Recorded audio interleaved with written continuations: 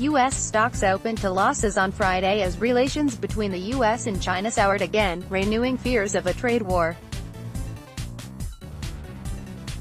At 1600 BST, the Dow Jones Industrial Average was down 0.85% to 24.961.26, while the S&P approval followed a 90-minute meeting on Thursday of senior White House officials, national security officials and senior representatives of the Treasury, Commerce Department, and U.S. Trade Representative's Office.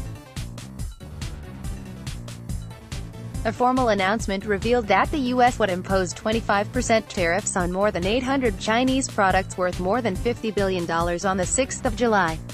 Trump warned that if China retaliates, as it had previously promised to, the U.S. will impose even more tariffs.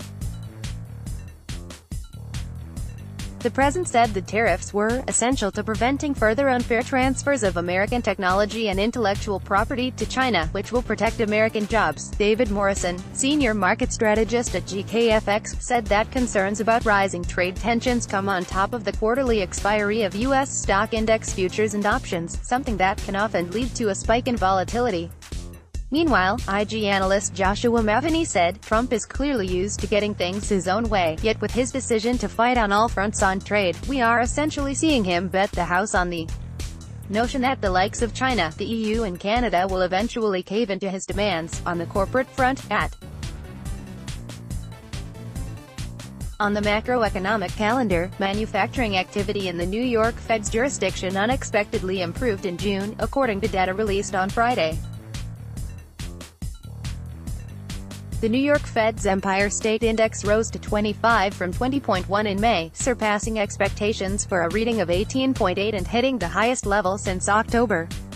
According to the survey, 38% of respondents said that conditions had improved over the month, while 13% said they had worsened, while the new orders index was up 5 points to 21.3 and the shipments index rose 4 points to 23.5.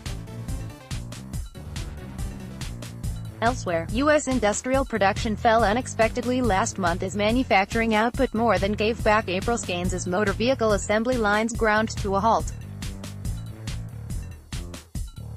Total industrial output dipped by 0.1% month-on-month in May, according to the Federal Reserve, falling shy of economists' forecasts for an increase of 0.3%.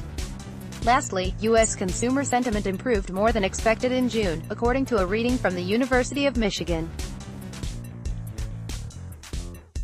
The index of consumer sentiment rose to a three-month high of 99.3 from 98.0 in May and 95.0 in June 2017. This was above the 98.5 reading economists had penciled in. Meanwhile, the index for current conditions increased to 117.9 from 111.8 in May and 112.4 in June last year, and the index of consumer expectations fell to 87.4 this month from 89.1 in May but was up from 83.8 in June 2017.